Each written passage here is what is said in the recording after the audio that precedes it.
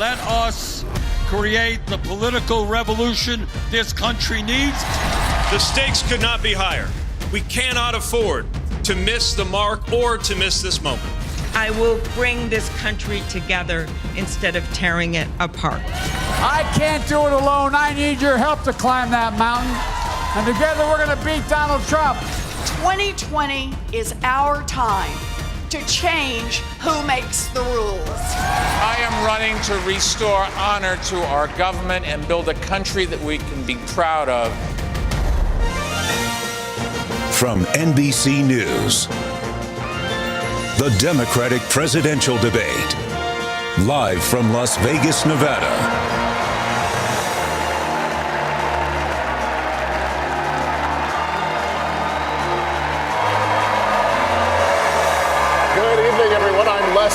Welcome to Las Vegas. Everything is on the line tonight. We're just 3 days before the critical Nevada caucuses. Here with me on the stage tonight, NBC News political director and moderator of Meet the Press, Chuck Todd. And NBC News chief White House correspondent and MSNBC anchor, Hallie Jackson. Also joining us is Telemundo senior correspondent Vanessa Ock.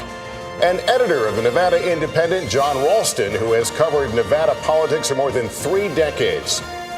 The rules are this tonight. Candidates will get 1:15 to answer each question and 45 seconds for follow-ups. Now that the stage is narrowed to 6 candidates, we encourage each of you to directly engage with each other on the issues. So let's get to our first question. Since the last time you all shared the stage, Senator Sanders, a self-described Democratic socialist, has surged into the lead nationally in the Democratic race. And there's a new person on the stage tonight, Mayor Michael Bloomberg, a former Republican who spent millions of his own dollars to run in this race. What hasn't changed, a majority of Democratic voters still say their top priority is beating President Trump. Senator Sanders, the first question to you. Mayor Bloomberg is pitching himself as a centrist who says he's best positioned to win in November. Why is your revolution a better bet? In order to beat Donald Trump, we're going to need the largest voter turnout in the history of the United States.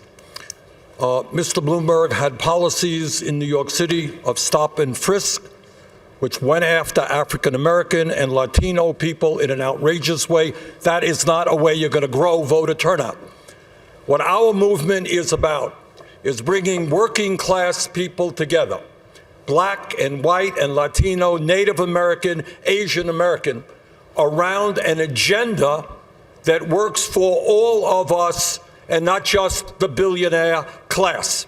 And that agenda says that maybe, just maybe, we should join the rest of the industrialized world, guarantee health care to all people as a human right, raise that minimum wage to a living wage of $15 an hour, and have the guts to take on the fossil fuel industry because their short-term profits are not more important than the future of this planet and the need to combat climate change. Those are some of the reasons we're the strongest campaign to defeat Donald Trump. So Mayor Bloomberg, can Senator Sanders beat President Trump, and how do you want to respond to what else he said? I don't think there's any chance of the senator beating President Trump. You don't start out by saying, I've got 160 million people, I'm going to take away the insurance plan that they love.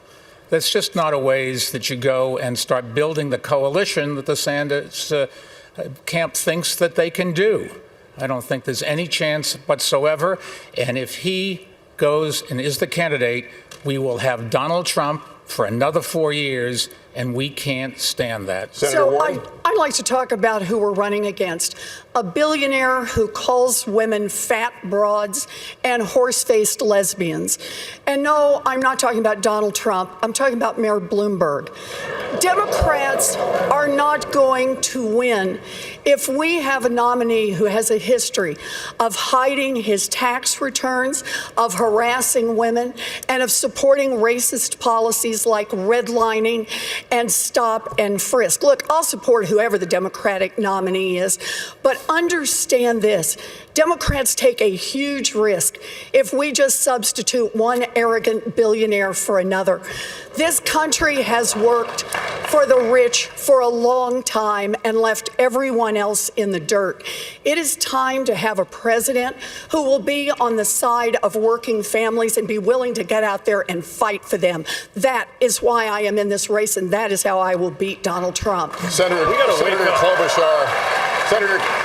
Senator Klobuchar, what do you think the path is from this stage to the White House? What works? I think the path is a high voter turnout. I'm the one on this stage that had the highest voter turnout of any state in the country when I led the ticket, as well as bringing in rural and suburban voters.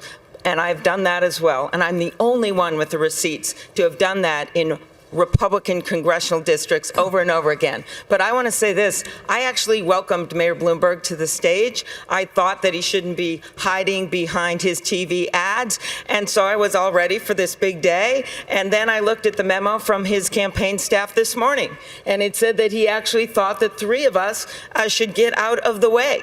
That is what his campaign said, because we should pave the way for him to become the nominee. I have been told as a woman, as someone that maybe no one thought was still going to be standing up on this stage, but I am because of pure grit and because of the people out there. I've been told many times to wait my turn and to step aside. And I'm not going to do that now, and I'm not going to do that because a campaign memo from Mayor Bloomberg said this morning that the only way that we get a nominee is if we step aside for him. I think we need something different than Donald Trump. I don't think you look at Donald Trump and say, we need someone richer in the White House. Thank you. Mayor Bloomberg, there's a lot for you to respond to there, so here's your opportunity. I think we have two questions to face tonight. One is, who can beat Donald Trump? And number two, who can do the job if they get into the White House?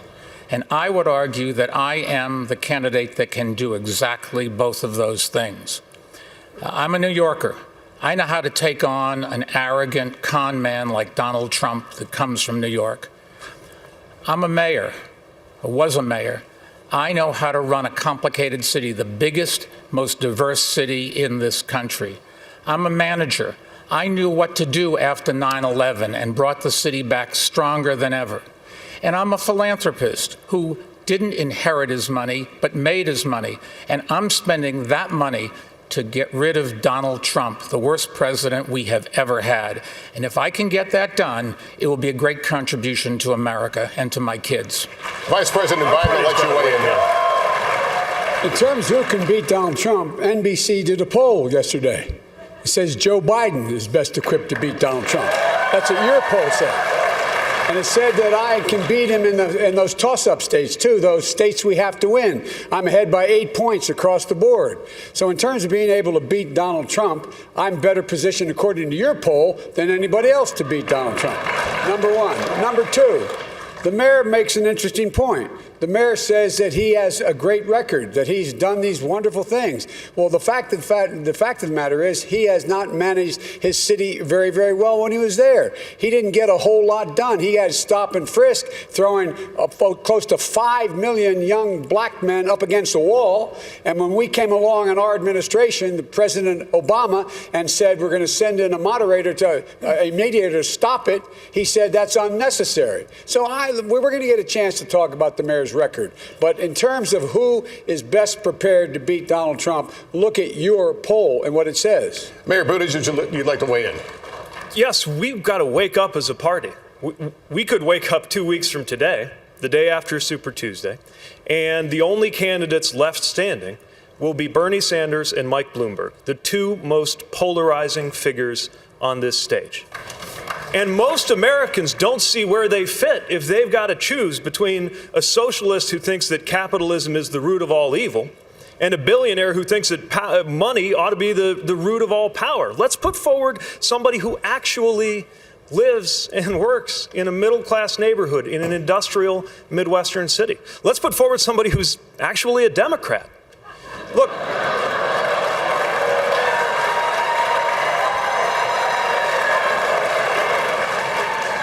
We shouldn't have to choose between one candidate who wants to burn this party down and another candidate who wants to buy this party out. Look, we can do better. Senator Sanders, are you polarizing? If speaking to the needs and the pain of a long-neglected working class is polarizing, I think you got the wrong word. What we are trying finally to do is to give a voice to people who, after 45 years of work, are not making a nickel more than they did 45 years ago. We are giving a voice to people who are saying we are sick and tired of billionaires like Mr. Bloomberg seeing huge expansions of their wealth while 500,000 people sleep out on the street tonight. And that's so what we are saying, Pete, is maybe it's a time for the working class of this country to have a little bit of power in Washington rather than your billionaire campaign contributors. All right, look, first of all, I know. It's okay, Bernie. Look, my campaign is fueled by hundreds of thousands of contributors, including 46 billionaires. Among the hundreds of thousands of contributors. And look, we've got to unite this country to deal with these issues. You're not the only one who cares about the working class. Most Americans believe we need to empower workers. As a matter of fact, you're the one who is at war with the culinary union right here in Las Vegas. More union support than you have ever dreamed of. We have the support of unions all across this country. Yeah, but the vision I'm putting forward has the support of the American people. Really? We can actually deliver health care without taking it away from anyone. We can actually empower workers and lift wages without further polarizing this country. And we can build a movement without having legions of our supporters online and in person. All right, candidates, thank you. I think it is Democratic figures and here. union leaders alike. Senator Warren, I have a question for you. On Sunday, on Meet the Press, Vice President Biden accused Senator Sanders' supporters of bullying union leaders here with, quote, vicious, malicious, misogynistic things. You said Democrats cannot build an inclusive party on a foundation of hate. Are Senator Sanders and his supporters making it harder for Democrats to unify in November? Look, I have said many times before, we are all responsible for our supporters, and we need to step up. That's what leadership is all about.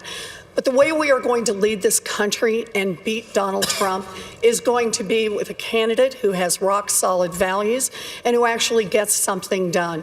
When Mayor Bloomberg was busy blaming African Americans and Latinos for the housing crash of 2008, I was right here in Las Vegas, literally just a few blocks down the street, holding hearings on the banks that were taking away homes from millions of families. That's when I met Mr. Estrada, one of your neighbors. He came in to testify, and he said he thought he'd done everything right with Wells Fargo. But what had happened? They took away his house in a matter of weeks.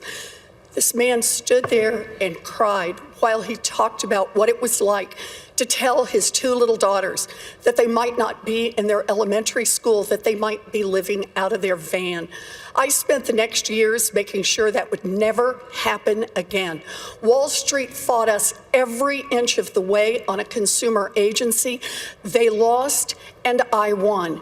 We need a candidate with unshakable values and a candidate who can actually get something done for working people. Thank you, Senator. That's why I'm in this race, and that's how I'll beat Donald Trump. Senator Sanders.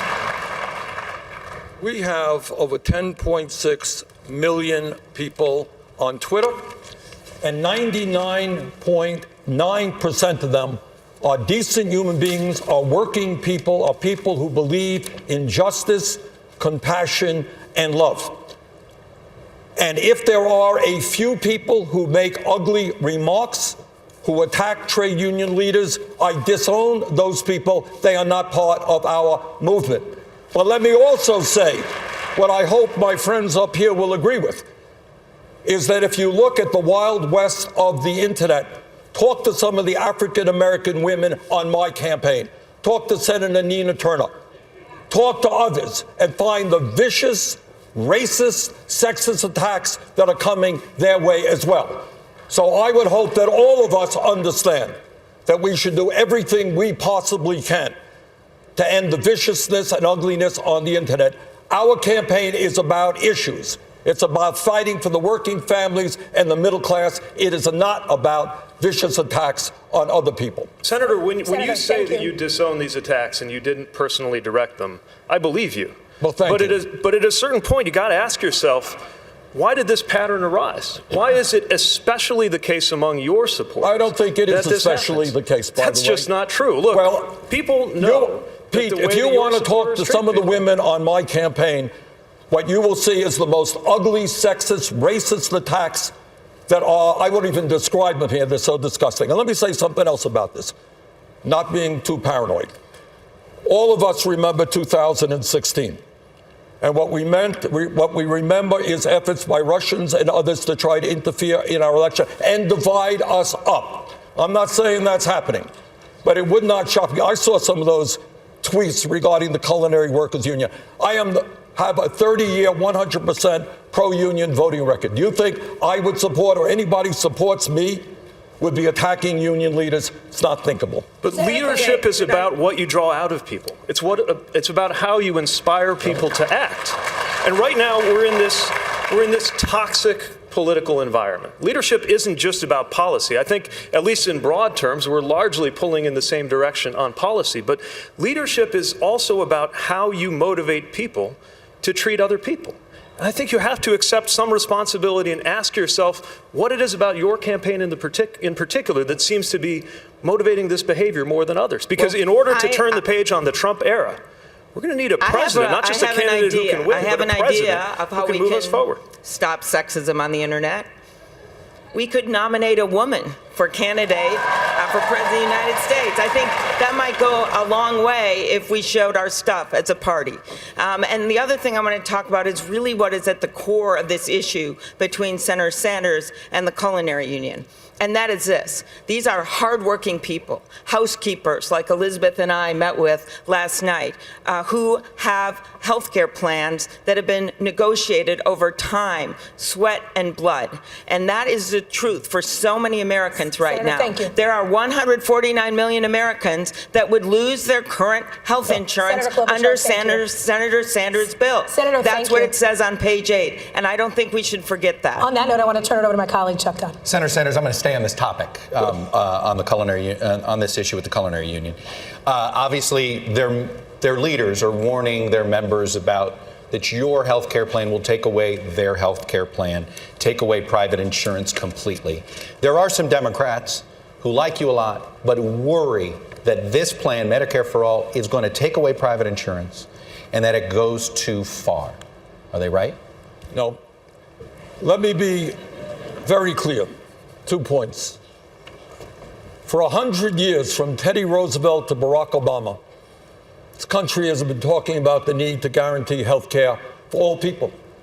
And yet today, despite spending twice as much per capita, Chuck, twice as much as any other major country on earth, we got 87 million who are uninsured or underinsured. We got over 60,000 people who die every year because they don't get to a doctor on time. We're getting ripped off outrageously by the greed and corruption of the pharmaceutical industry, which in some cases charges us 10 times more for the same drugs because of their price fixing. 500,000 people go bankrupt every year because they can't afford medical bills. So let me be very clear to my good friends in the Culinary Workers Union, a great union. I will never sign a bill that will reduce the health care benefits they have. We will only expand it for them, for every union in America, and for the working class of this country. Senator Warren, you were all in on Medicare for All, and then you have since came up with a transition plan. Is it because of the impact on unions? So I want to be clear. I've been to the Culinary Union's healthcare facilities. They're terrific. You don't want to shut them down. You want to expand them. You want to see them all across Nevada and all across this country. But we need to get everybody's healthcare plan out here. Mayor Buttigieg really has a slogan that was thought up by his consultants to paper over a thin version of a plan that would leave millions of people unable to afford their health care. It's not a plan, it's a PowerPoint. And Amy's plan is even less. It's like a Post-it note, insert plan here.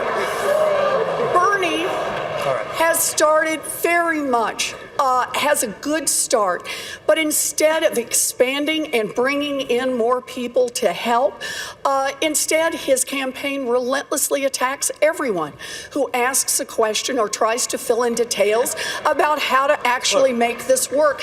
And then his own advisors say, probably won't happen anyway. Look, healthcare is a crisis in this country. My approach to this is we need as much help for as many people as quickly as possible and bring in as many supporters as we can. And if we don't get it all the first time, take the win and come back into the fight to ask for more. I promise, guys, I'm going to get everybody in. Our help. I got you. Mayor Buttigieg, I think she name-checked you first. I'll let you go first. You name-checked me second. Okay. I think Amy said. I'm more of a Microsoft Word guy. And if you look at my plan, I don't know if there are any PowerPoints on it, but you can definitely find the document on PeteForAmerica.com. And you'll see that it is a plan that solves the problem, makes sure there is no such thing as an uninsured American, and does it without kicking anybody off the plan that they have. This idea that the union members don't know what's good for them is the exact kind of condescension and arrogance that makes people skeptical of the policies we've been putting forward. Here we have a plan that the majority of Americans support. Do you realize how historic that is?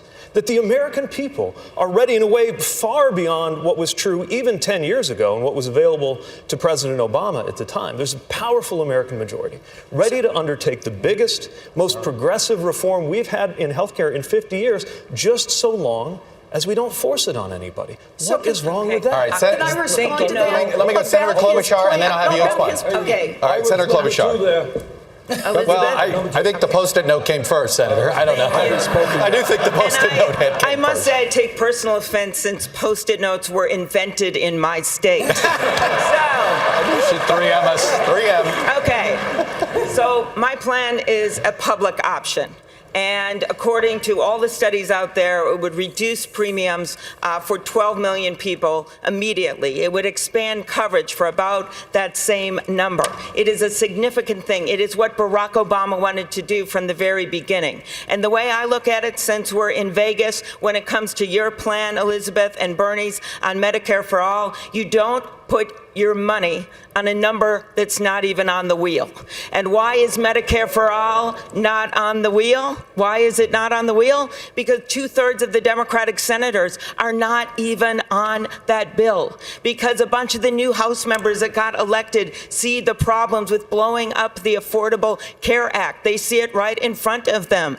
And the truth is that when you see some troubled waters, you don't blow up a bridge, you build one. And so we need to improve the Affordable Care Act, not blow it up. You name check 3 of them. Let me get Senator Sanders in there. You were. Okay. Go ahead, Senator Sanders. Okay. We'll get you in, Miss. All right. We got a lot of people in here that we got hit.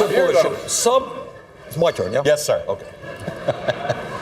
Somehow or another, Canada can provide universal health care to all their people at half the cost. UK can do it, France can do it, Germany can do it, all of Europe can do it. Gee whiz, somehow or another, we are the only major country on earth that can't do it. Why is that? And I'll tell you why. It's because last year, the healthcare industry made $100 billion in profits. Pharmaceutical industry, top 6 companies, $69 billion in profit. And those CEOs are contributing to Pete's campaign and other campaigns up here. Let's clear this up. up. So maybe it is finally time that we said as a nation, enough is enough. The function of a rational healthcare system is not to make the pharmaceutical industry and the drug companies rich. It is to provide healthcare to all people as a human right, not a privilege. Mr. Vice President, no premiums, no co-payments, Mr. Vice President, go. No deductibles. Let's go ahead. And then Senator Warren. Mr. Vice President and Senator Warren. Hey, I'm the only one on this stage that actually got anything done on health care. Okay? I'm the guy the president turned to and said, go get the votes for Obamacare. And I noticed what everybody's talking about is the plan that I first introduced. That is to go and add to Obamacare, provide a public option, a Medicare-like option. It cost and increase the subsidies. It cost a lot of money. It cost $750 billion over 10 years. But I pay for it by making sure that Mike and other people pay at the same tax rate their secretary pays at. That's how we get it paid, number one. Number two, you know, from the moment we passed that signature legislation, Mike called it a disgrace, number one. Number two, Trump decided to get rid of it. And number three, my friends here came up with another plan. But they don't tell you. When you ask Bernie how much it cost, the last time he said that, I think it was on your show, he said, we'll find out. We'll find out how, or something to that effect. It cost over $35 trillion. Right. Let's get real. Senator Warren, you get the final word on this. We're going to move to another question. Go ahead, Senator Warren. Go ahead, Senator Warren. So I actually took a look at the plans that are posted. Mayor Buttigieg, there are 4 expenses that families pay, right? Premiums, deductibles, copays, and uncovered medical expenses. Mayor Buttigieg says he will put a cap only on the premiums. And that means families are going to pick up the rest of the cost. Amy, I looked online at your plan. It's 2 paragraphs. Families are suffering and they need a plan. You can't simply stand here and trash an idea to give health care coverage to everyone without having a realistic plan of your own. And if you're not going to own up to the fact either that you don't have a plan or that your plan is going to leave people without health care coverage, full coverage, then you need to say so. I just want to say on this, when I was in Reno, when I met a man who said he had diabetes, he gets his insulin through the VA. But his sister and his daughter also have diabetes. No way to pay for their insulin. 3 human beings right here in Nevada My plan who takes are care of that. struggling. They share one insulin prescription. Mayor Bloomberg, was in Vice President Biden right? You weren't a fan of Obamacare? I am a fan of Obamacare. At the beginning, Mr. Mayor. Mr. Vice President, I just checked the record because you'd said one time that I was not. In 2009, I testified and gave a speech before the mayor's conference in Washington, advocating it and trying to get all the mayors to sign on. And I think at that time I wrote an article praising Obamacare. It was either in the New York Post or the Daily News. So the facts are I was there. Let me finish. Thank you. I was in favor of it. I thought it didn't go as far as we should. What Trump has done to this is a disgrace. The first thing we've got to do is get the White House and bring back those things that were left, and then find a ways to expand it. Another public option, to having some rules about capping charges.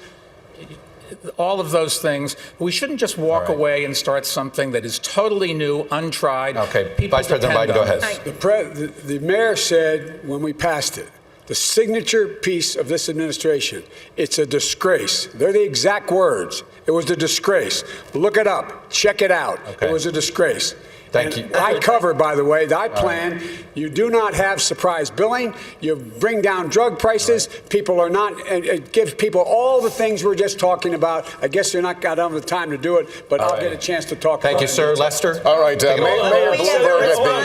Bloomberg, at the beginning of this debate, you took some incoming fire on this next topic, so let's get into it. In 2015, this is how you describe your policing policy as mayor. Quote, we put all the cops in the minority neighborhoods. And you explain that as, quote, because that's where all the crime is.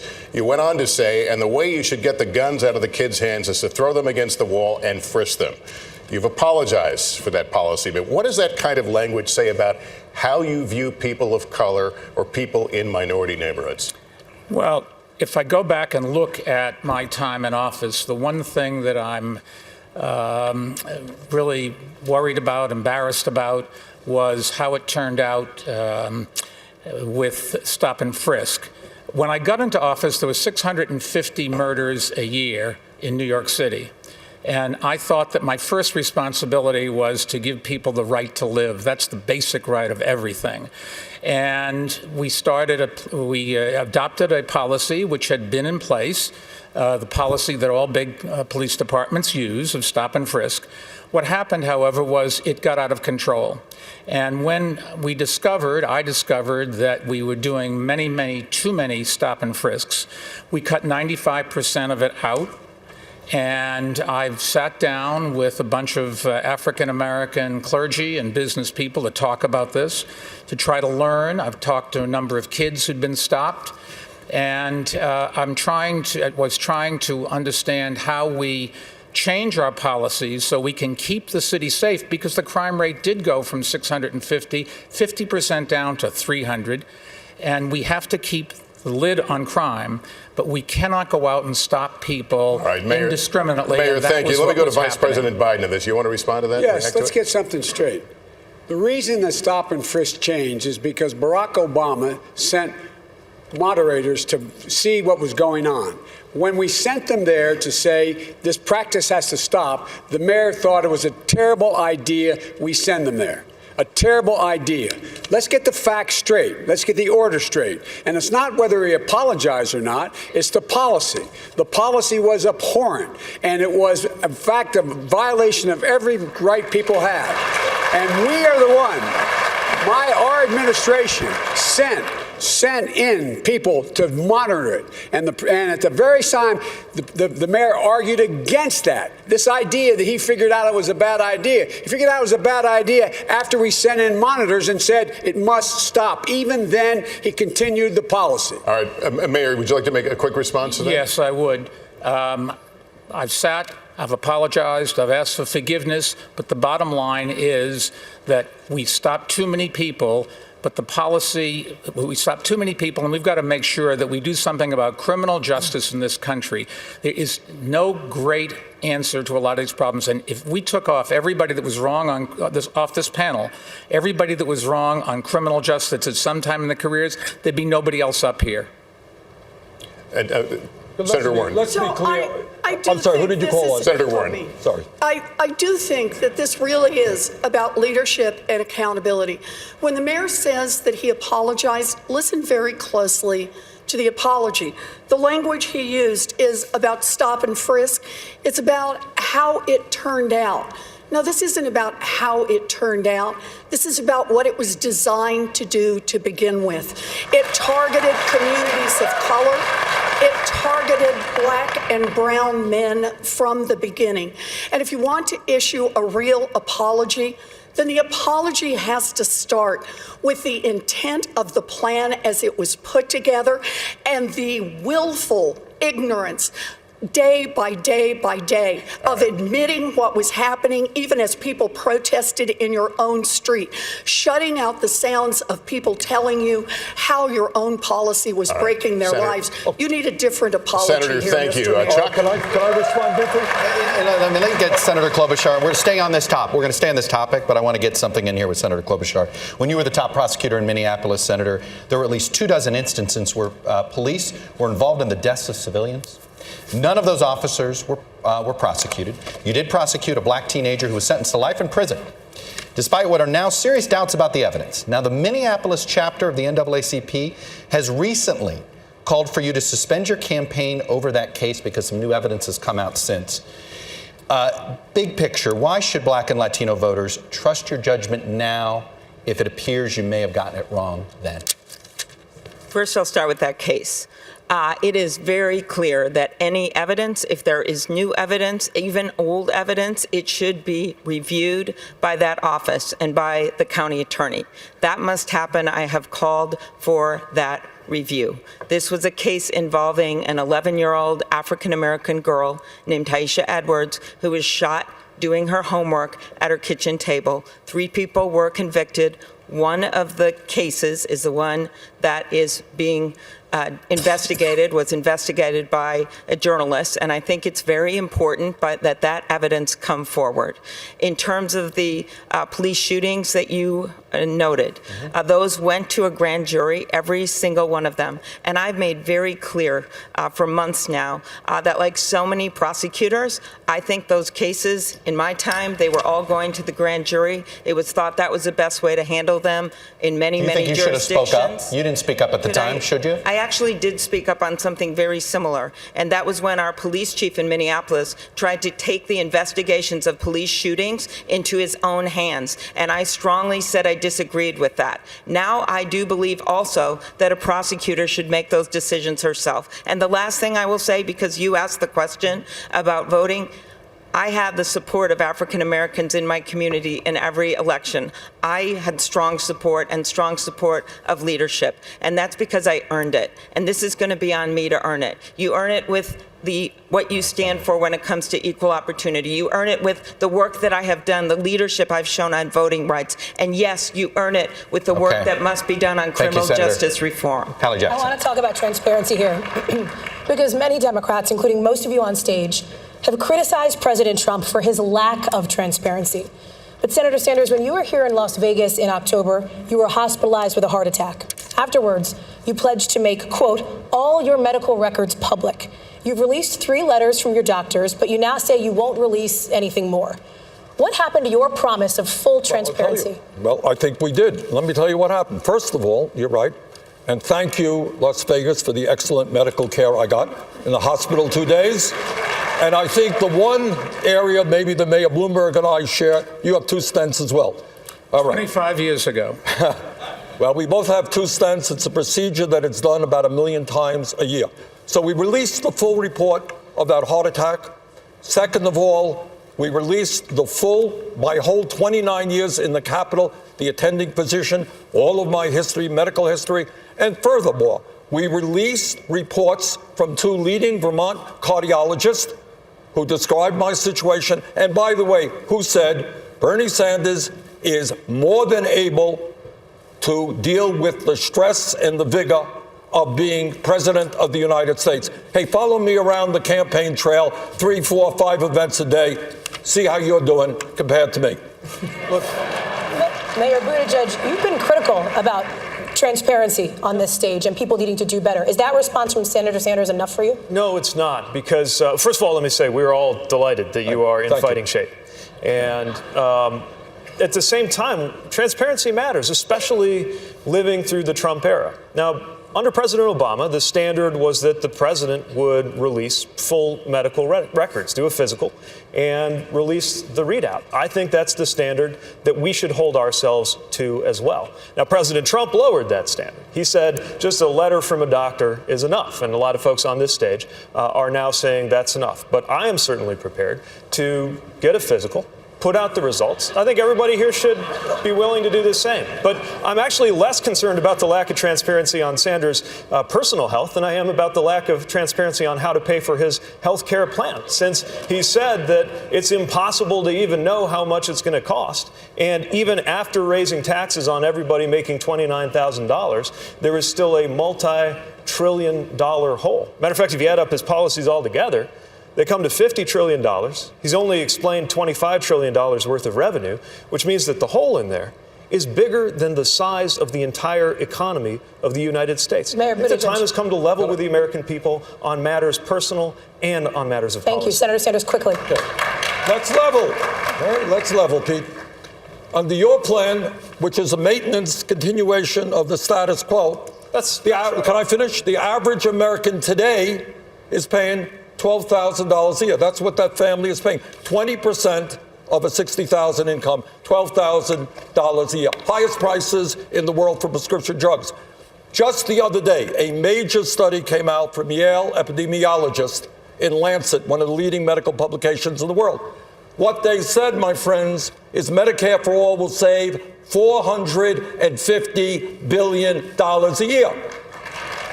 Because we are eliminating the absurdity of thousands of separate plans that require hundreds of billions of dollars of administration. And by the way, ending the $100 billion a year in profiteering from the drug companies and the insurance companies. Really important.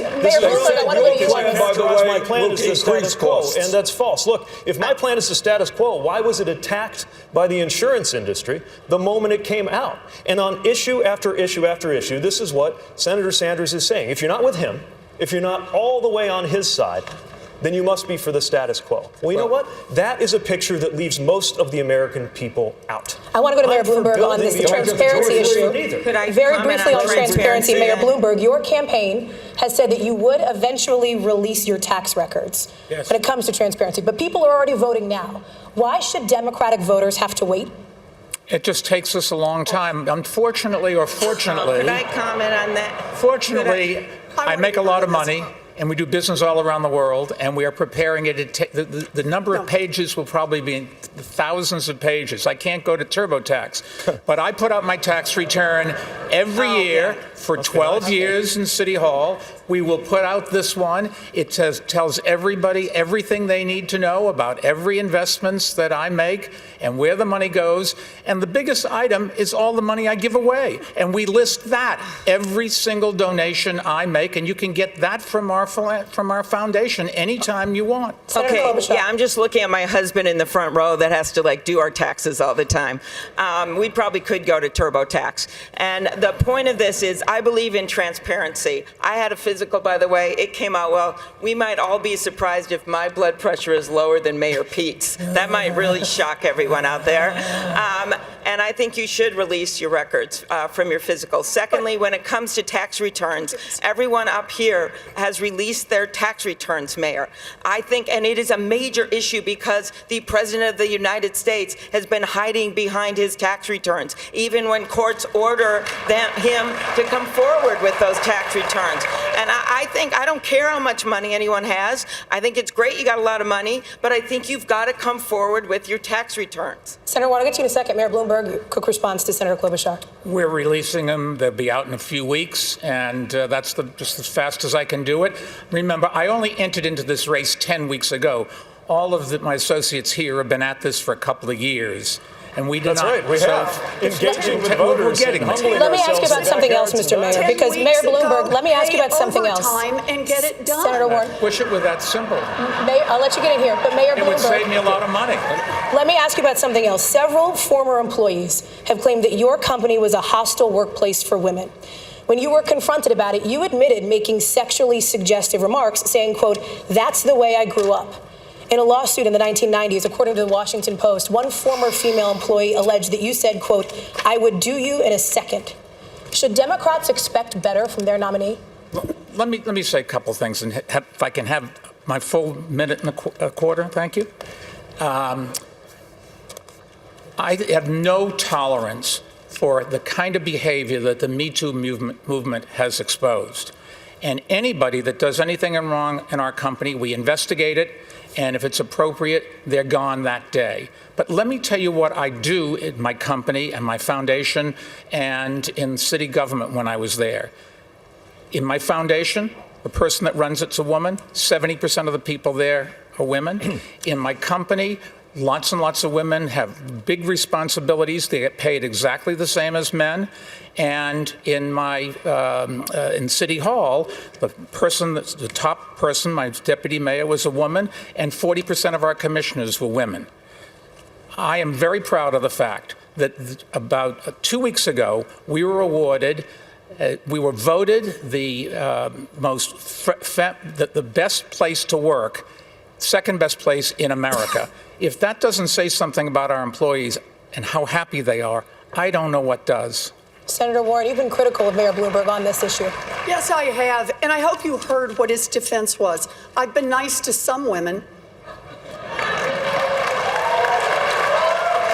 That just doesn't cut it. The mayor has to stand on his record. And what we need to know is exactly what's lurking out there.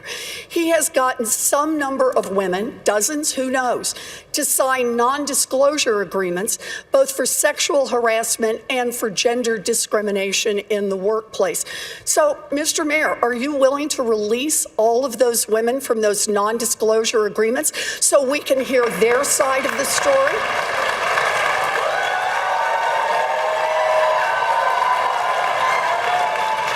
We have a very few non-disclosure agreements. How many is Let me that? finish. How many is that? None of them accuse me of doing anything other than maybe they didn't like the joke I told. And let me put, there's agreements between two parties that wanted to keep it quiet, and that's up to them. They signed those agreements, and we'll live with it. So wait, when you say it is up to, I just want to be clear. Some is how many? And when you say they signed them and they wanted them, if they wish now to speak out and tell their side of the story about what it is they allege, that's now okay with you? You're releasing them on television tonight? Senator? No. Is that right? Senator, Tonight? Senator, the company and somebody else, in this case, a man or a woman, or could be more than that, they decided when they made an agreement that they wanted to keep it quiet for everybody's interest. They signed the agreements, and that's what we're going to live with. I'm sorry. No, the question is, are the women bound by being muzzled by you?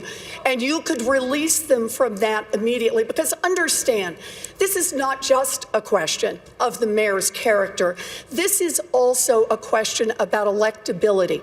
We are not going to beat Donald Trump with a man who has who knows how many non-disclosure agreements and the drip, drip, drip of stories of women saying they have been harassed and discriminated against. That's not what we do as Democrats. Mr. Vice President. Look, let's get something straight here. It's easy. All the mayor has to do is say, you are released from the non-disclosure agreement, period. We talk about transparency here. This guy got himself in trouble, maybe saying that he couldn't disclose what he did. He went to his company. Just to be super clear, that was about the list of clients, No, I know what you mean. No, you're right. But he said, he went to the company and said, I want to be released. I want to be able to do it. Look, this is about transparency from the very beginning, whether it's your health record, whether it's your taxes, whether you have cases against you, whether or not people have signed non-disclosure agreements. You think that women, in fact, were ready to say, I don't want anybody to know about what you did to me? That's not how it works. The way it works is they say, look, this is what you did to me, and the mayor comes along and his attorney says, I will give you this amount of money if you promise you'll never say anything. That's how it works. Mayor Bloomberg, final word to you. I said we're not going to get to end these agreements because they were made consensually, and they have every right to expect that they will stay private. If they want to release it, they should be able to release themselves. Can I add a word to this? Say yes. You know, we talk about electability, and everybody up here wants to beat Trump. And we talked about stop and frisk, and we talked about the workplace that Mayor Bloomberg has established and the problems there. But maybe we should also ask how Mayor Bloomberg in 2004 supported George W. Bush for president, put money into Republican candidates for the United States Senate when some of us, Joe and I and others, were fighting for Democrats to control the United States Senate. And maybe we can talk about a billionaire saying that we should not raise the minimum wage, or that we should cut Social Security, Medicare, and Medicaid. If that's a way to beat Donald Trump, wow, I would be very surprised. Thank you, Senator. Vanessa, to you. Wait. Senator Klobuchar, you're running on your Washington experience, but last week in a Telemundo interview, you could not name the president of Mexico or discuss any of his policies. Last night, you defended yourself saying, quote, this is in jeopardy. But my question to you is, shouldn't our next president know more about one of our largest trading partners? Of course. Of course. And I don't think that momentary forgetfulness actually reflects what I know about Mexico and how much I care about it. And I first want to say greetings to President López Obrador. Secondly, what I meant by the game of Jeopardy is that I think we could all come up with things. You know, how many members are there in the Israeli Knesset? 120. Who is the president of Honduras? Hernandez. But when it comes to Mexico, I am the one person on this stage that came out first to say I was for the U.S.-Mexican-Canadian trade agreement. That is going to be one of the number one duties of a president. Senator is to Klobuchar, implement my that. colleague specifically asked you if you could name the president of Mexico, and your response was no. Yes, that's right. And I said that I made an error. I think having a president that maybe is humble and is able to admit that here and there, maybe wouldn't be a bad thing. Mayor But Buttigieg, if you is could that let me, a good response? if you could, Yeah, look, I wouldn't liken this to trivial. I actually didn't know how many members were in the Knesset, so Well, you got there me you there. go. But you're staking your candidacy on your Washington experience. You're on the committee that oversees border security. You're on the committee that does trade. You're literally in part of the committee that's overseeing these things, and we're not able to speak to literally the first thing about the politics of the country to ourselves. Are you trying to say that I'm dumb, or are you mocking me here, Pete? I'm saying that you shouldn't trivialize I that made an knowledge. error. People sometimes forget names. I am the one that has, number one, has the experience based on passing over 100 Thank you, bills. Senator. If I could respond, this was a pretty big Quickly, allegation. He's basically saying that I don't have the experience to be president of the United States. I have passed over 100 bills as the lead Democrat since being in the U.S. Senate. I am the one, not you, that has won statewide in congressional district after congressional district. And I will say, when you tried in Indiana, Pete, to run, what happened to you? You lost by over 20 points to someone who later lost to my friend Joe Donnelly. So don't tell me about experience. What unites us here is we want to win. All right. And I think we should put a proven winner in charge of the ticket. This is a race for Mayor president. Buttigieg. This is a race for president. If winning a race for Senate in Minnesota translated directly to becoming president, I would have grown up under the presidency of Walter Mondale. This is different. And the reason that I think we need to talk about Washington experience is that we should ask what that experience has led to. Experience is, and certainly tenure is not always the same thing as judgment. We're going to talk about votes in the Senate in Washington. Let's talk about it. Let's talk about a major policy. Next question is next question. Hello. Thank you. Senator Warren and Mayor Bloomberg, this question is for you. I want to talk about, and maybe this is appropriate here. Can I just defend Senator Klobuchar for a minute? This is not right. I understand that she forgot a name. It happens. It happens to everybody on this stage. Look, you want to ask about whether or not you understand trade policy with Mexico? Have at it. And if you get it wrong, man, you ought to be held accountable for that. You want to ask about the economy and you get it wrong, you ought to be held accountable. You want to ask about 1,000 different issues and you get it wrong, you ought to be held accountable. But let's just be clear. Missing a name all by itself does not indicate that you do not understand what's going on. And I just think this is unfair. Senator Warren, you're right. Senator Warren, you're right. But Senator Klobuchar could not discuss Mexican policy Fair either. enough. I'm the only one who knows this man and met with him. I do have to respond. Come on, man. You have just invoked my name again, and I ask you to look at the interview I did directly after the forum, which we went into great detail on Latin American policy. And I want to say one thing about Mayor Pete, where we just disagree. He was asked on a debate stage about the Mexican cartels, which are bad criminal organizations. He said that he would be open to classifying them as terrorist organizations. I actually don't agree with that. That is a very valid debate to have. I don't think that would be good for our security coordination with Mexico, and I think you got that wrong. Well, I've spent more time in Mexico than anybody. Can I get a chance to say something? Hold on. Vice President. See, thank you. See. Look, I'm the only one who spent extensive hundreds of hours in Latin America. I've met with this president. I've met with the last president, the one before that. I've been deeply involved in making sure that we have a policy that makes more sense than this god-awful president we have now. I'm the guy that put together $750 million to provide help for those Latin American countries that are the reason why people are leaving, because there's nothing for them to stay for.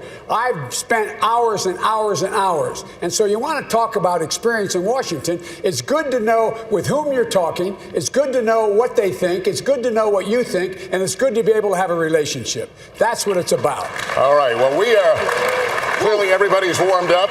We're going to take a short break and kick off the next hour with a topic many voters have said is top of mind, the climate crisis. We're back in a moment.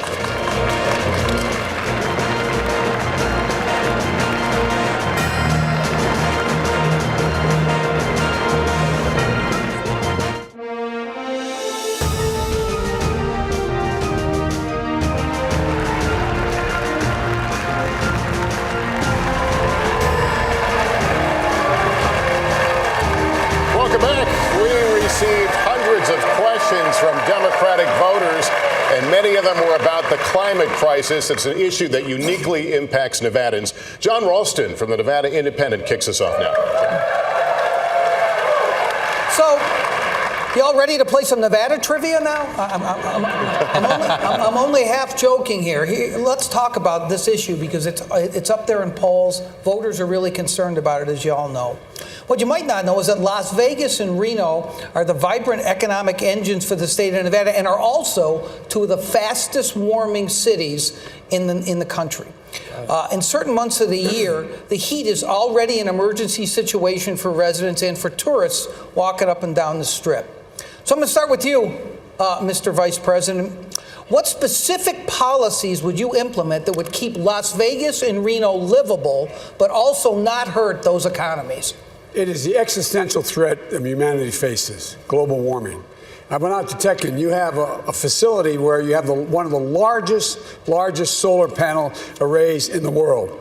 And when the fourth stage is completed, it will be able to take care of 60,000 homes for every single bit of their needs. And what I would do is, number one, work on providing the $47 billion we have for tech and to making sure we find answers, is to provide a way to transmit that wind and solar energy across the network in the United States. Invest in battery technology. I would immediately reinstate all of the elimination of what Trump has eliminated in terms of EPA. I would secondly make sure that we had 500,000 new charging stations in every new highway we built in the United States of America or repaired. I would make sure that we, once again, made sure that we got the mileage standards back up, which would have saved over 12 billion barrels of oil had he not walked away from it. And I would invest in rail. Rail can take hundreds of thousands, millions of cars off the road if we have high-speed rail. Thank you, Mr. Vice President. I want to get some of the rest of you in on this because y'all have plans. Yeah. Mayor Bloomberg, let me read what you said about this issue. You said you want to intensify U.S. and international actions to stop the expansion of coal. How exactly are you going to do that? Well, already we've closed 304 out of the 530 coal-fired power plants in the United States, and we've closed 80 out of the 200 or 300 that are in Europe. Bloomberg Philanthropies working with the Sierra Club. That's one of the things you do. But just let's start at the beginning. If you're president, the first thing you do the first day is you rejoin the Paris Agreement. This is just ridiculous for us to drop out. Two, America's responsibility is to be the leader in the world. And if we don't, we're the ones that are going to get hurt just as much as anybody else. And that's why I don't want to have us cut off all relationships with China, because you will never solve this problem without China and India, Western Europe, and America. That's where most of the greenhouse gas. Let me just finish one other thing. I believe, and you can tell me whether this is right, but the solar array that the Vice President was talking about is being closed because it's not economic, that you can put solar panels in modern technology, even more modern than that. I want to let Senator Warren jump in here, just because you've said something that's really specific to Nevada. And the tension here in this state is between people who want renewable energy and people who want conservation on public lands. Yeah. 85% of Nevada is managed by the federal government.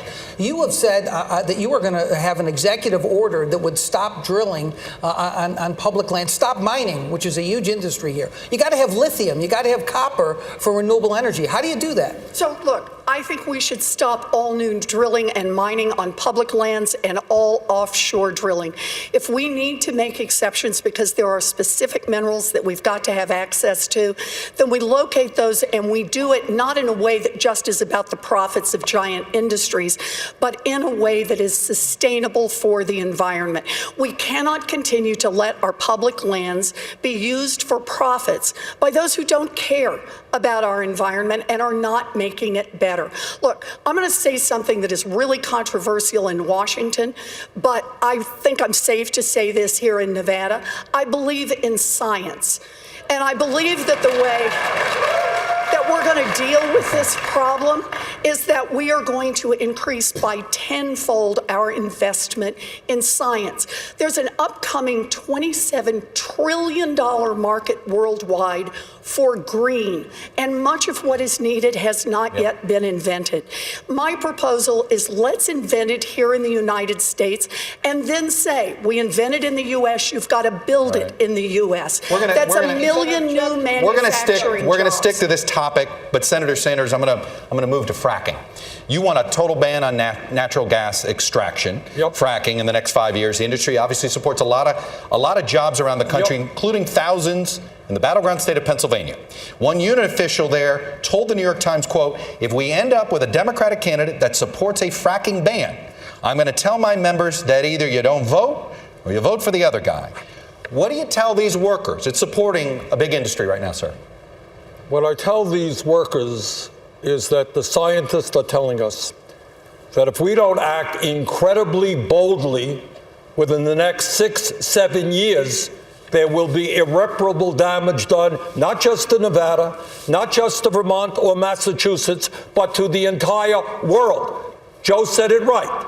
This is an existential threat. You know what that means, Chuck? That means we're fighting for the future of this planet. And the Green New Deal that I support, by the way, will create up to 20 million good-paying jobs as we move our energy system away from fossil fuel to energy efficiency and sustainable energy. This is a moral issue, my friends. We have to take the responsibility of making sure that the planet we leave our children and grandchildren is a planet that is healthy and habitable, that is more important than the profits of the fossil fuel industry. I want to keep this going. Senator Klobuchar, you're not on the same page at a total ban of fracking. You call it a transitional fuel. But scientists are sounding this alarm now. Do you take these warnings that maybe fracking is a step backwards, not a step forward, not a transition? I've made it very clear that we have to review all of the permits that are out there right now for natural gas, and then make decisions on each one of them, and then not grant new ones until we make sure that it's safe. But it is a transitional fuel. And I want to add something that really hasn't been brought up by my colleagues. This is a crisis, and a lot of our plans are very similar to get to carbon neutral by 2045, 2050, something like that. But we're not going to be able to pass this unless we bring people with us. I'm looking at these incredible senators from Nevada, Catherine Cortez Masto and Jackie Rosen, and I'm thinking that they know how important this is. And you can do this in a smart way. One, get back into that international climate change agreement. 2, clean power rules, bring those back. And the president can do this herself without Congress, as well as the gas mileage standard. But when it comes to putting a price on carbon, this is very important, Chuck. We have to make sure that that money goes back directly as dividends to the people that are going to need help for paying their bills. Otherwise, we're not going to pass it. So there has to be a heart to the policy to get this done. Senator Warren, address the worker issue, if you don't mind, as well. Can you address the worker issue? Yes. We can have a Green New Deal and create jobs. We need people in infrastructure who will help build. We have manufacturing. They could lose that job tomorrow, though. That's what they're concerned about. Those jobs are for tomorrow. Those are the ones we need to be working on to harden our infrastructure right now. But listen to Senator Klobuchar's point. She says we have to think smaller in order to get it passed. I don't think that's the right approach here. Why can't we get anything passed in Washington on climate? Everyone understands the urgency, but we've got 2 problems. The first is corruption, an industry that makes its money felt all through Washington. The first thing I want to do in Washington is pass my anti-corruption bill so that we can start making the changes we need to make on climate. And the second is the filibuster. If you're not willing to roll back the filibuster, then you're giving the fossil fuel industry a veto. Thank you, Vanessa. All of the work. Senator, thank you. Vanessa's got the next question. Vice President Biden, you have said that you want to hold oil and gas executives accountable for their role in harming our planet. You have even suggested that you might put them in jail. Which companies are you talking about, and how far are you willing to go? I'm willing to go as far as we have to go. First of all, I would eliminate all the subsidies we have for oil and gas. Eliminate it, period. That would save millions and millions of billions of dollars. Number 2, I think that any executive who is engaged in, and by the way, minority communities are the communities being most badly hurt by the way in which we deal with climate change. They are the ones who become the victims. That's where the asthma is. That's where the groundwater supply has been polluted. That's where, in fact, people, in fact, do not have the opportunity to be able to get away from everything from still asbestos in the walls of our schools. I have $1 trillion program for infrastructure. That will provide for thousands and thousands of new jobs, not $15 an hour, but $50 an hour plus benefits. Unions being able to do that. And what it does is it will change the nature. Look, here's the last point I want. My time's going to run out. Here's the last point I want to make to you. On day one, when I'm elected president, I'm going to invite all of the members of the Paris Accord to Washington, D.C. They make up 85% of the problem. They know me. I'm used to dealing with international relations. I will get them to up the ante Vice in a big President way. Biden, you didn't answer to my questions. I thought I did. What would you do with these companies that are responsible for the destruction of our planet? What would I do with them? I would make sure they, number one, stop. Number two, if you demonstrate that they, in fact, have done things already that are bad and they've been lying, they should be able to be sued. They should be able to be held personally accountable. And they should, and not only the company, not the stockholders, but the CEOs of those companies. They should be engaged. And it's a little bit like, look, this is the industry we should be able to sue. We should go after, just like we did the drug companies, just like we did with the tobacco companies. The only company we can't go after are gun manufacturers because my buddy here, but that's a different issue. We're going to stay on the topic. My question is to Mayor Bloomberg. Mayor Bloomberg, your business is heavily invested in China. I think you mentioned that a few questions back. The #1 producer in the world of carbon emissions. How far would you go to force China to reduce those emissions and tackle the climate crisis? Well, you're not going to go to war with them. You have to negotiate with them and try to, and we've seen how well that works with tariffs that are hurting us. What you have to do is convince the Chinese that it is in their interest as well. Their people are going to die just as our people are going to die, and we work together. In all fairness, the Chinese have slowed down. It's India that is an even bigger problem. But it is an enormous problem. Nobody's doing anything about it. We could, right here in America, make a big difference. We're closing the coal-fired power plants. If we enforced some of the rules on fracking so that they don't release methane into the air and into the water, you'll make a big difference. But we're not going to get rid of fracking for a while. And we frack, incidentally, not just natural gas, you frack oil as well. It is a technique, and when it's done poorly, like they're doing in too many places where the methane gets out into the air, it is very damaging. But it's a transition fuel. I think the senator said it right. We want to go to all renewables, but that's still many years from now. And before, I think the senator mentioned 2050 for some data. No scientist thinks the numbers for 2050 are 2050 anymore. They're 2040, 2035. The world is coming apart faster than any scientific study had predicted. We've just got to do something Mayor now. Bloomberg, Mayor Buttigieg, your thoughts. Let's be real about the deadline. It's not 2050, it's not 2040, it's not 2030, it's 2020.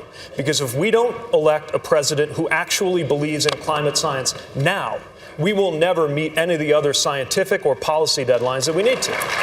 So first of all, let's make sure we're actually positioned to win, which once again, if we put forward two of the most polarizing figures on this stage as the only option, is going to be a real struggle. Now, I've got a plan to get us carbon neutral by 2050.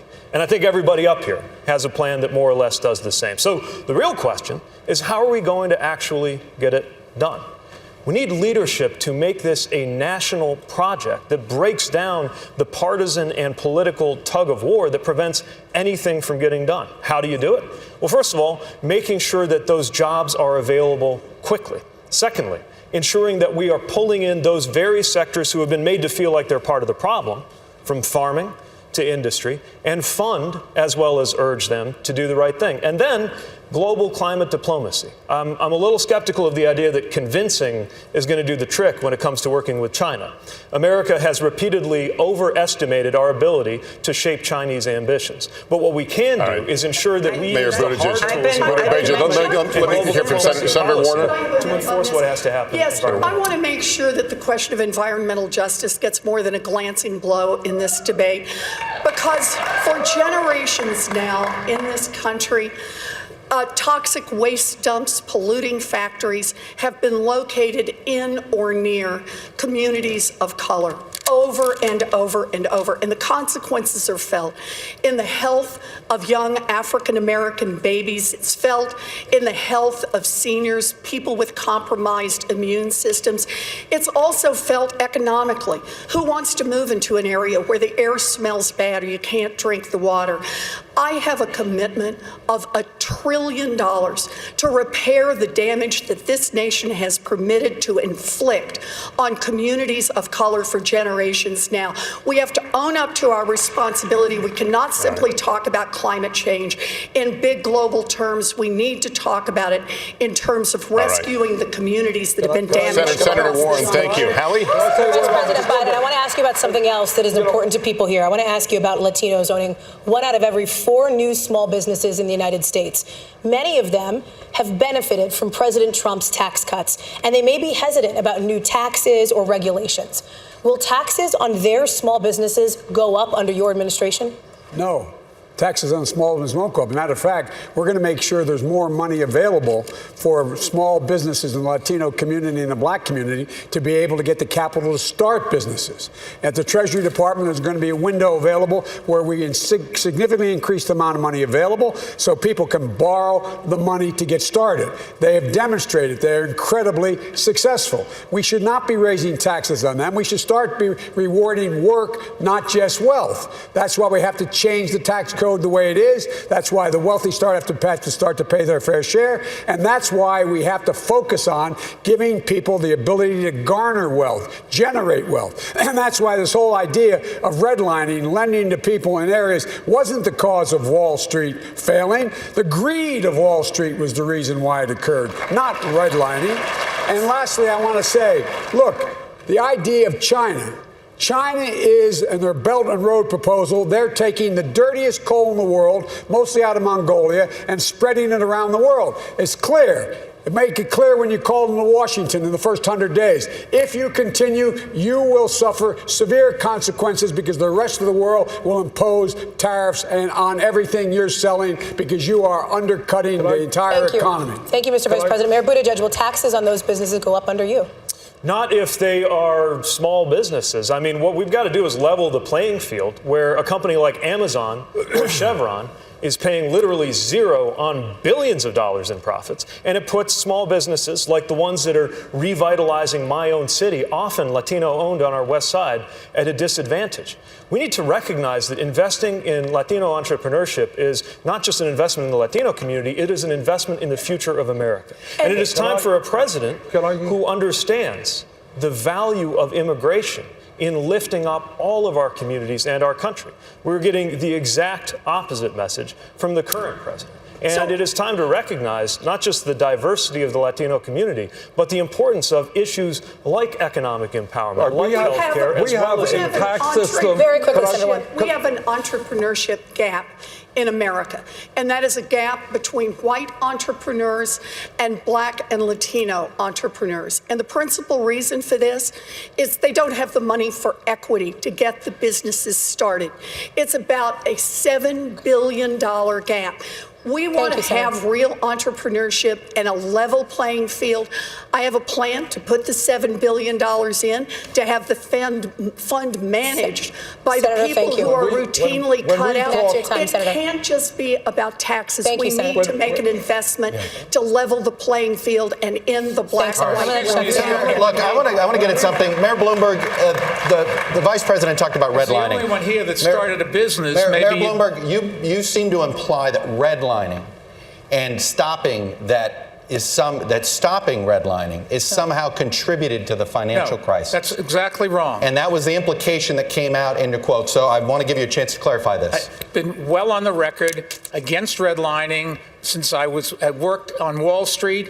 I was against it during the financial crisis. I've been against it since. The financial crisis came about because the people that took the mortgages packaged them and other people bought them. That was where all the disaster was. Redlining is still a practice some places, and we've got to cut it out.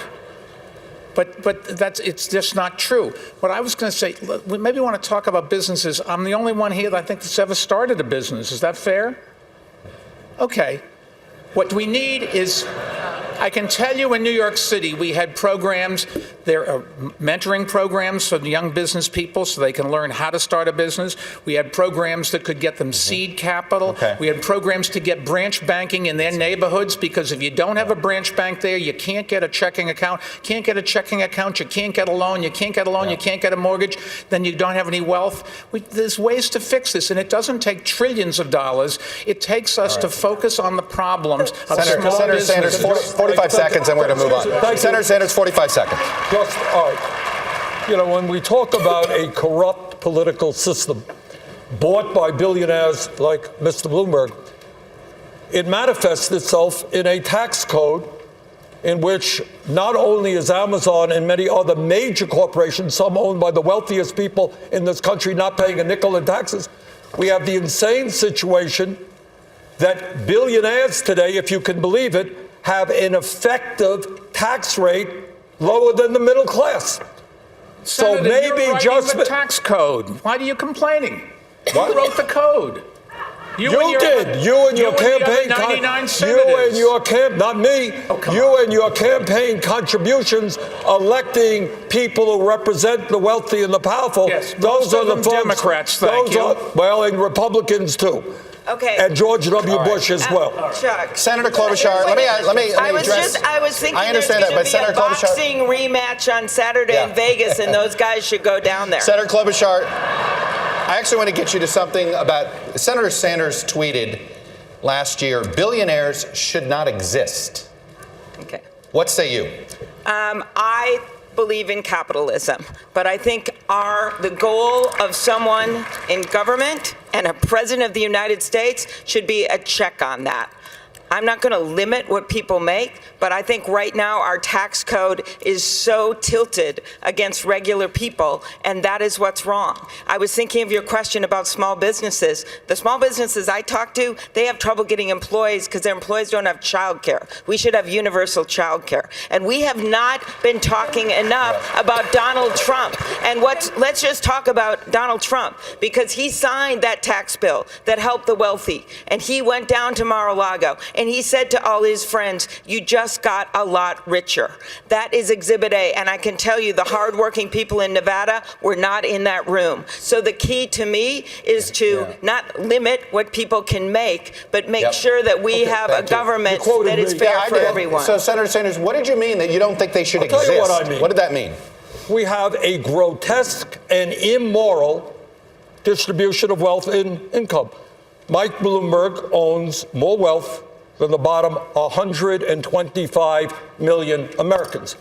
That's wrong. That's immoral. That should not be the case when we got 500,000 people sleeping out on the streets, when we have kids who cannot afford to go to college, when we have 45 million people dealing with student debt. We have enormous problems facing this country, and we cannot continue seeing a situation where in the last 3 years, billionaires in this country saw an $850 billion increase in their wealth. Congratulations, Mr. Bloomberg. But the average American last year saw less than a 1% increase in his or her income. That's wrong. Mayor Bloomberg, should you exist? I can't speak for all billionaires. All I know is I've been very lucky, made a lot of money, and I'm giving it all away to make this country better. And a good chunk of it goes to the Democratic Party as well. Is it too much? Have you earned too much money? Has it been an obscene amount of?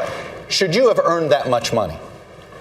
Yes. I worked very hard for it, and I'm giving it away. All right. Thank you. Hallie. Mayor Buttigieg, Senator Sanders has a proposal that would require all large companies to turn over up to 20% of their ownership to employees over time. Is that a good idea? I think that employee ownership of companies is a great idea. I'm not sure it makes sense to command those companies to do it. If we really want to deliver less inequality in this country, then we got to start with the tax code. And we got to start with investments in how people are able to live the American dream, which is in serious decline. Matter of fact, last time I checked the list of countries to live out the American dream, in other words, to be born at the bottom and come out at the top, we're not even in the top 10. Number one place to live out the American dream right now is Denmark. And as the, I think, lone person on this stage who's not a millionaire, let alone a billionaire, I believe that part of what needs to change is for the voices of the communities that haven't felt heard on Wall Street or in Washington to actually be brought to Capitol Hill. It's why I am building a politics designed around inclusion, designed around belonging, because the one thing that will definitely perpetuate the income inequality we're living with right now is for Donald Trump to be reelected because we polarized this country with the wrong nominee. Senator Sanders, it's your policy. That's to me, right? It is your policy. Thank you. It is my policy, and I'm very proud of that policy. All right? What we need to do to deal with this grotesque level of income and wealth inequality is make sure that those people who are working, you know what, Mr. Bloomberg, wasn't you who made all that money. Maybe your workers played some role in that as well. And it is important that those workers are able to share the benefits. Also, when we have so many people who go to work every day and they feel not good about their jobs, they feel like cogs in a machine. I want workers to be able to sit on corporate boards as well so they can have some say over what happens to their lives. Mayor Bloomberg, you own a large company. Would you support what Senator Sanders is proposing? Absolutely not. I can't think of ways that would make it easier for Donald Trump to get reelected than listening to this conversation. It's ridiculous. We're not going to throw out capitalism. We tried that. Other countries tried that. It was called communism, and it just didn't work. So let me make a proposal that will work, that has not only support from a majority of Democrats, but also from a majority of independents and a majority of Republicans. And that is a 2-cent wealth tax on all fortunes above $50 million. You hit $1 billion, you got to pay a few pennies more. This is a tax on the top 0.1% in America, and it permits us to start to restructure our economy. It means we can afford universal child care for every baby in this country aged 0 to 5. It means we can have universal pre-K for every child in America. It means we can raise the wages of every child care worker and preschool teacher and stop exploiting the black and brown women who do this work. It means we can put $800 billion into our public schools, quadruple funding for Title I schools. And as a former special education teacher, we could fully fund IDEA so children with disabilities would get the full education they need. We could do college. We could put $50 billion into our historically black colleges and universities, and we could cancel student loan debt for 43 million Americans. Thank you. That's something a majority of Americans support, a 2-cent wealth tax. It is a question of values. Do we want to invest in Mr. Bloomberg, or do we want to invest in an entire generation of young Americans? Senator Sanders, the next question is for you. Senator Sanders, in our latest NBC News Wall Street Journal poll released yesterday, 2/3 of all voters said they were uncomfortable with a socialist candidate for president. What do you say to those voters, sir? What was the result of that poll? Who was winning? The question's to you. Well, the question was that I was winning, and I think by a fairly comfortable margin. Might mention that. But here is the point. Let's talk about democratic socialism, not communism, Mr. Bloomberg. That's a cheap shot. Let's talk about democratic. Let's talk about what goes on in countries like Denmark, where Pete correctly pointed out they have a much higher quality of life in many respects than we do. What are we talking about? We are living in many ways in a socialist society right now. Problem is, as Dr. Martin Luther King reminded us, we have socialism for the very rich, rugged individualism for the poor. Wait a second. Let me finish. When Donald Trump gets $800 million in tax breaks and subsidies to build luxury condominiums, that's socialism for the rich. When Walmart, we have to subsidize Walmart's workers who are on Medicaid and food stamps because the wealthiest family in America pays starvation wages. That's socialism for the rich. I believe in democratic socialism for working people, not billionaires. Health care for all, educational opportunity for all. Senator, thank you. Mayor Bloomberg, would you like the question was about socialism. What a wonderful country we have. The best-known socialist in the country happens to be a millionaire with 3 houses. What did I miss here?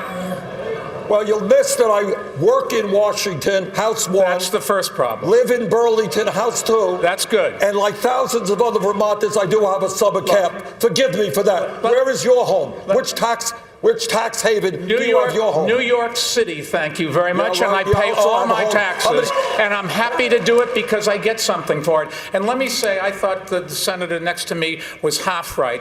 I agree we should raise taxes on the... No.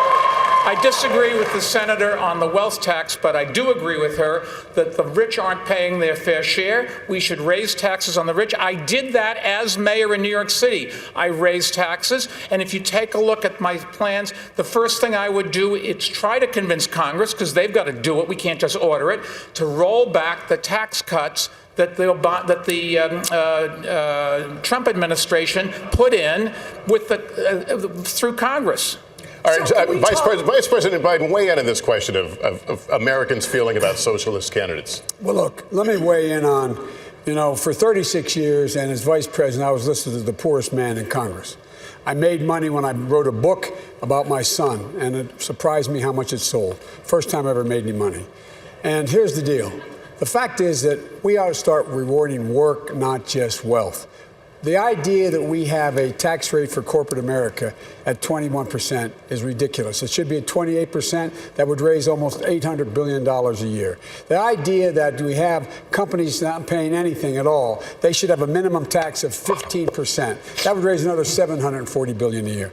The idea that you're able to have a capital gains tax that you pay at the rate of 20% if you are if you are Mike Bloomberg or whomever it has a whole lot of money, and someone else is paying at your staffer is paying at 25% is wrong. That would raise another $800 billion. We should be rewarding work, not just wealth. And the American people, the middle class is getting killed, and the poor have no way up. All right, Vice President Biden, thank you, Chuck. Mayor Buttigieg, I want to get you in on this because in 2000. You wrote an award-winning essay. You praised Senator Sanders. You specifically praised him for embracing socialism. You have now since said that you're concerned about his policies. But I am curious about this. Are you out of touch with your own generation? Millennials, by a big chunk, embrace his version of democratic socialism. You do not. Are you out of touch with your generation? No. Look, it's true that I was into Bernie before it was cool. He was congressman at the time. And the qualities I admired then are qualities I still respect a great deal. I never said that I agree with every part of his policy views, then or now, but I appreciate that at least he's straightforward and honest about him. He's honest about the fact that taxes will go up on anybody making more than $29,000 to fund his health care plan. Although, again, a little bit vague about how the rest of that You're not being gap honest. is. Premiums would be eliminated. But you're still raising those taxes, and but when we're saving you do people money because they don't pay any premiums, out-of-pocket expenses, co-payments, or deductibles. They're going to be much better off. But where's the other $25 trillion supposed to come from? At a certain point, you got to do the math. Well, we got it all up there on the internet. It's a payroll tax, a payroll tax. No, but even after the payroll tax, you still have a because we have a wealth tax. Elizabeth has a good one. Ours is a little bit tougher on Mr. Bloomberg than hers.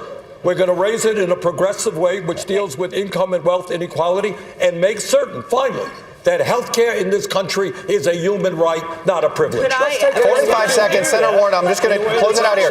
You went out of your way. You went out of your way to call yourself a capitalist, Yes, to separate because I yourself from him. Why? Yes, because I am. Look, Democrats want to beat Donald Trump, but they are worried.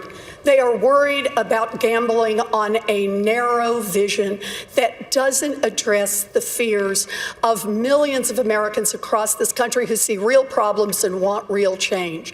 They are worried about gambling on a revolution that won't bring along a majority of this country. Amy and Joe's hearts are in the right place, but we can't be so eager to be liked by Mitch McConnell that we forget how to fight the Republicans. Mayor Buttigieg has been taking money from big donors and changing his positions.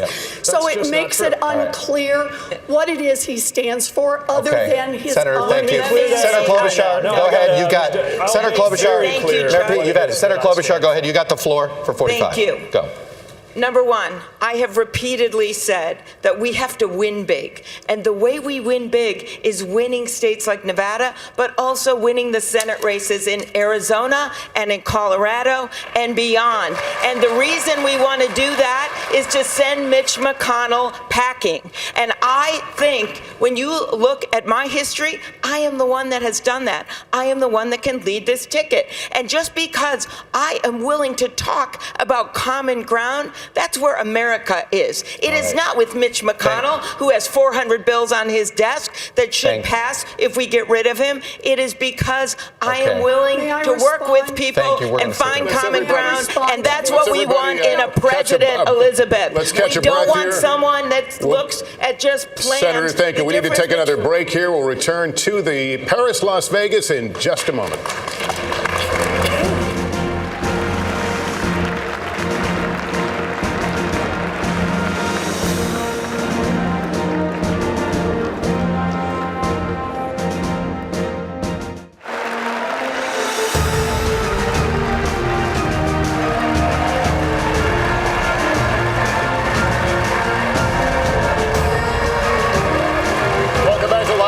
And the Democratic presidential debate. To kick off our next round of questioning, here's Hallie. Mayor Buttigieg, to you. In 2018, Mayor Bloomberg was the biggest outside spender, helping Democrats running for Congress. He's also donated billions towards causes like climate change, gun safety, education. If his money wasn't a problem then, why is it a problem now? Oh, I think he should absolutely be doing everything in his power to defeat Donald Trump. I just don't think that has to result in him becoming the president of the United States. Look, our party has values. We were built around values like making sure we protect working people. But Mayor Bloomberg opposed raising the minimum wage.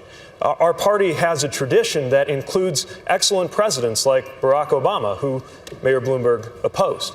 At the end of the day, it's not just about how much money you've got. It's what you stand for. And we are living at a moment when Americans are so deeply frustrated with the way that both Wall Street and Washington seem to have overlooked our lives. You know, the view from the porch of my one house in Indiana is that they can't even see us sometimes. And if we're going into the election of our lives against a president who rose to power by cynically exploiting the frustration of ordinary Americans feeling like leaders weren't speaking to them, then I think that turning to someone like Mayor Bloomberg, who thinks he can buy this election, is no better a way to succeed than turning to somebody like Senator Sanders, who wants to burn the House down. Mr. Vice President. You know, if you excuse the point of personal privilege, used to say, it was said that I was in the pocket of Mitch McConnell. I'm the only person on this stage that's beaten Mitch McConnell on 4 major cases. Let me finish. Let me finish. And Mitch McConnell, I've been the object of his affection and the president's affection. The way he's gone after me, this new Republican Party, after me, after my son, after my family. I don't need to be told I'm a friend of Mitch McConnell's. Mitch McConnell has been the biggest pain in my neck in a long time. And so that's number one. Number two, we have to have somebody who understands what it's like for ordinary people. Ordinary people come up. They have to understand, like my dad made that longest walk up a short flight of stairs, say, I don't have a job, honey. We have to move. You got to move with Grandpa. How long it took to buy a house. How long it took to get back into the game again. They have to understand the needs of ordinary people.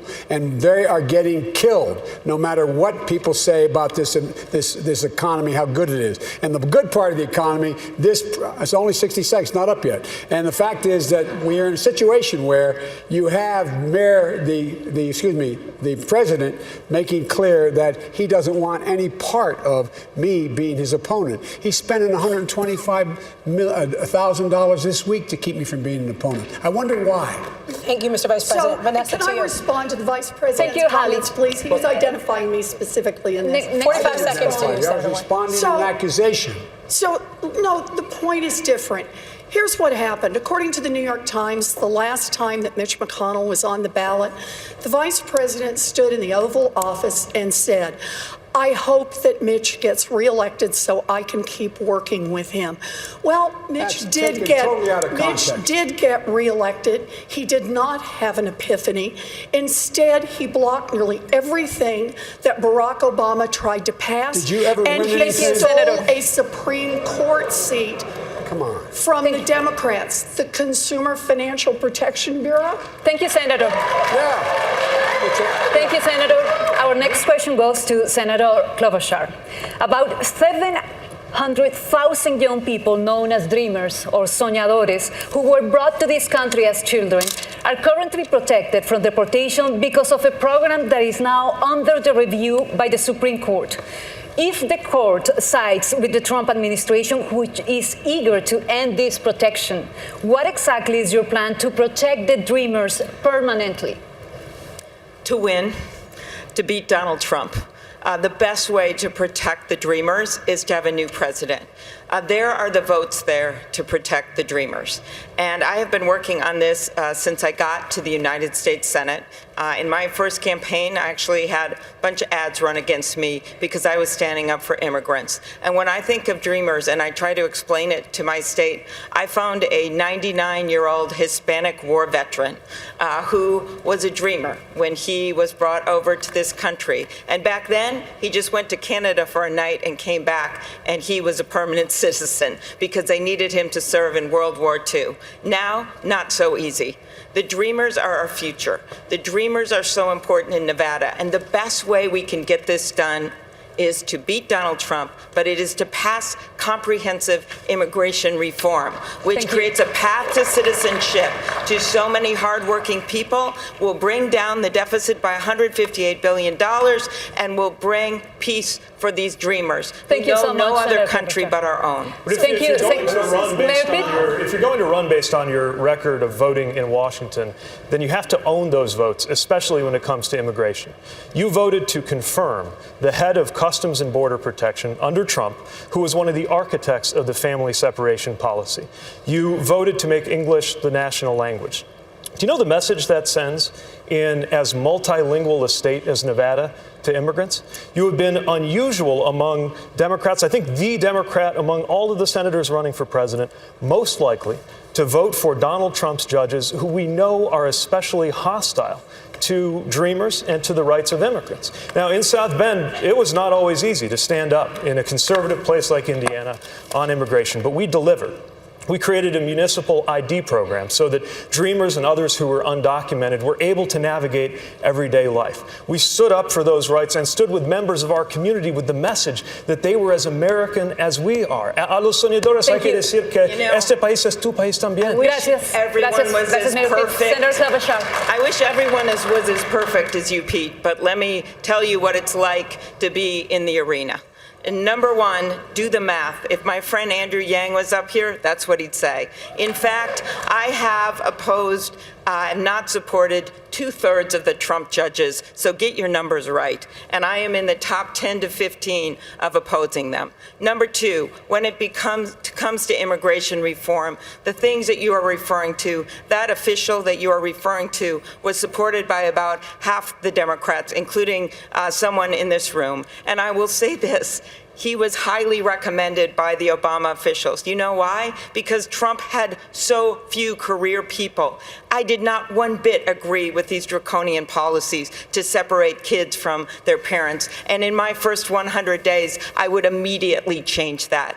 And I would add one more thing. I have been in the arena. Ted Kennedy, he had made a pretty big allegation against me again, and I think I should have a right to respond. I'm stating the facts because these are votes that you took, and those votes set you alone among the Democrats running for president. No other is it true or is it false that no other Democrat First of all, from the Senate running for president voted that way? What you've said about the judges are false. You are comparing me to two colleagues up here on the stage, and you are forgetting one thing. I would say anybody who ran for president this cycle, Senator Harris, Senator Booker, saw through this. If you could let me finish, since I've been in the arena, Ted Kennedy asked me to work on the first immigration bill.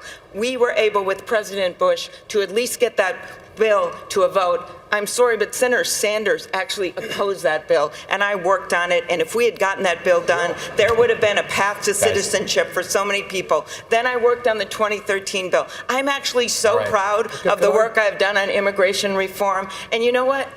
You have not been in the arena doing that work. You've memorized a bunch of talking points and a bunch of things, but I can tell you one thing. What the people of this country want, they want a leader that has the heart for the immigrants of this country, and that is me. You know, maybe leading a diverse city that was facing ruin doesn't sound like the arena to you. I'm used to senators telling mayors that senators are more important than mayors, but this is the arena too. You don't have to be in Washington to matter. You don't have to be on Capitol Hill for your work to be significant. Guys, the arena we are at the is end. We are at the end here. We are at the end here. I got to let that one go. We are less than 2 weeks away from a national primary. And I want to ask all of you this simple question. There's a very good chance none of you are going to have enough delegates to the Democratic National Convention to clinch this nomination. Okay? If that happens, I want all of your opinions on this. Should the person with the most delegates at the end of this primary season be the nominee, even if they are short of a majority? Senator Sanders, I'm going to let you go last here because I know your view on this. So instead, I will start with you, Mayor Bloomberg. Whatever the rules of the Democratic Party are, they should be followed. And if they have a process, which I believe they do, I'm trying to do so this, that yes or no to make it fast. everybody can. So you want the convention to work its will? Yes. Senator Warren. But a convention working its will means that people have the delegates that are pledged to them, and they keep those delegates until you come to the convention. All of the people. All righty. Vice President Biden? Play by the rules. Yes or no? Leading person with the delegates, should they be the nominee or not? No, let the process work its way out. Mayor Buttigieg? Not necessarily, not till there's a Senator majority. Klobuchar? Let the process work. Senator Sanders? Well, the process includes 500 superdelegates on the second ballot. So I think that the will of the people should prevail, yes. Thank you, guys. Most votes should become the nominee. 5 no's and a yes. We are not done yet. We're back with more from Las Vegas after a short break. You got it.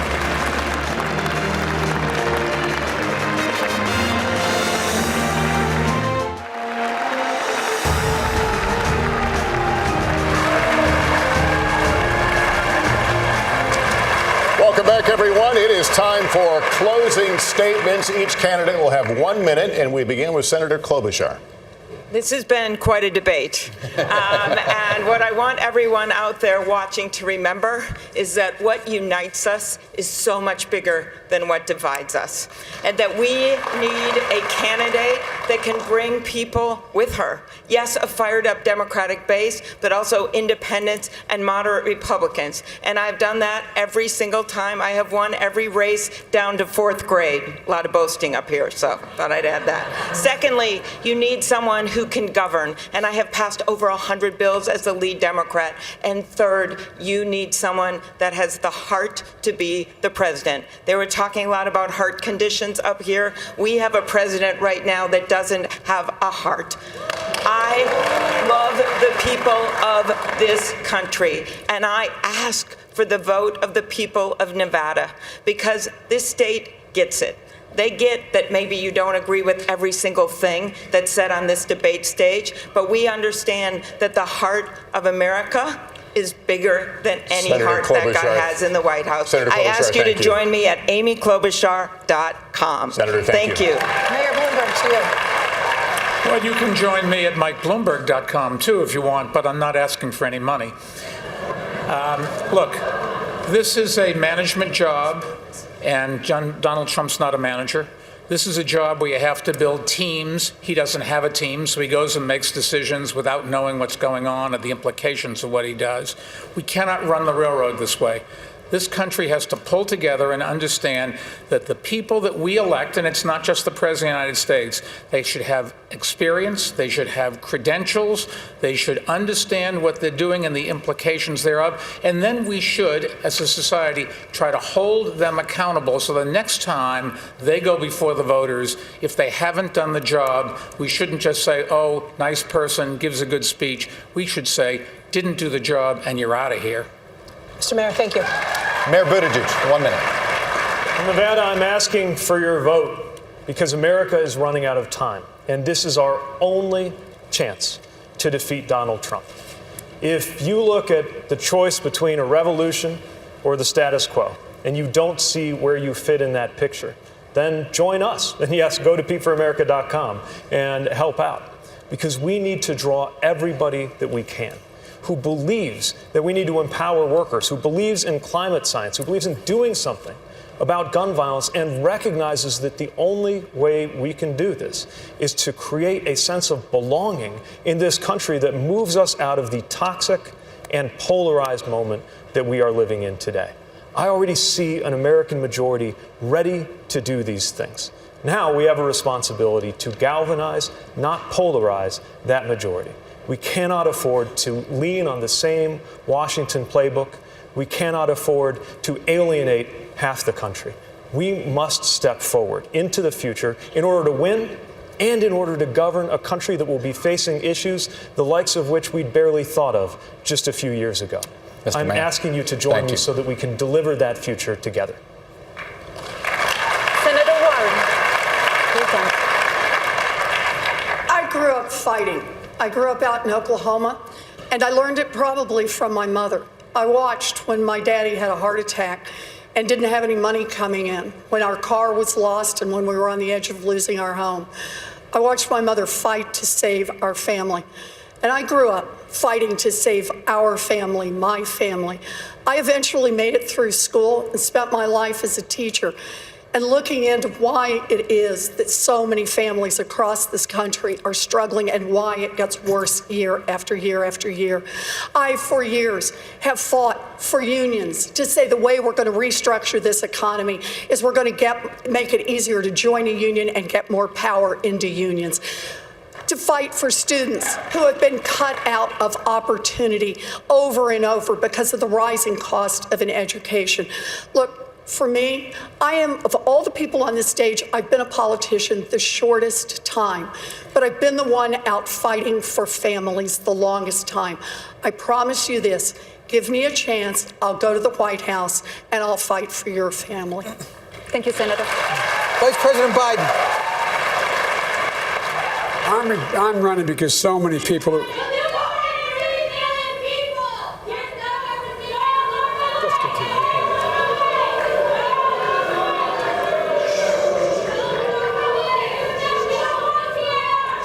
Please give us a moment. We'll clear the room and let